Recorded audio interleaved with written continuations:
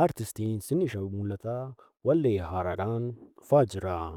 Ashamaan akkam jirtu dhaggeeffattootaa fi daawwattoonni chaanaalii keenya baggara chaanaalii keenyaatti nagaan deebitan siniin jecha har'a immoo odeeffannoo haaraa hedduu kan namatti toluu fi baay'eellee kan nama hawwatu isinii qabannee deebinee jirra. Egaa isinis illee akkuma beekamu chaanaalii keenyaaf warroonni haaraa taatan sabskiraayib gochuun gara maatii keenyaatti dabalamaa akkasumas illee laayikii fi sheerii immoo sooshaal miidiyaa qabdan hunda isaa irratti illee sheer godhaa aartistii keenya kana bukkii dhaabadhaan siniin jedha.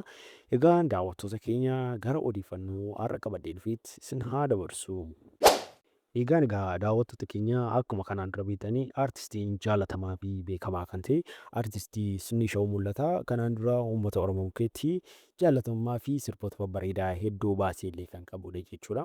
Egaa innis uummata bukkeetti jaalatamummaa fi akkasumas illee walleen isaallee hedduu kan nama kakaasaniif illee baay'ee illee aadaa kan calaqqisiisanii akkasumas aadaa uummata Oromoo addunyaatti illee kan mul'isan keessaa isa tokko jechuudha. Egaa aartistiin keenya ammas illee wallee bareedaa mata dureen isaa Balaloo jedhuun illee as dhufaan jira isiniin jechaa jira jechuudha.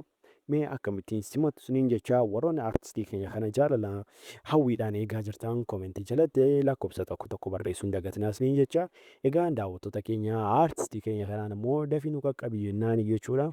Egaa akka toora feesbuuk isaa irratti gabaasanii aartistiin kun yeroo dhiyootti sirba kana qabadhee karaa yuutuub chaanaalii mataa kootii nan dhufaa jedhee jira jechuudha.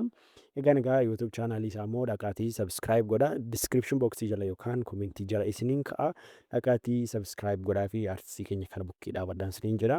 Egaa daawwattoota keenyaa yoom dhufa kan jettaniif immoo aartistiin keenya yeroo ammaa kanatti waan dubbate hin qabu kan jedhe garuu torbee kana gidduutti na eegaa jira jechuudha.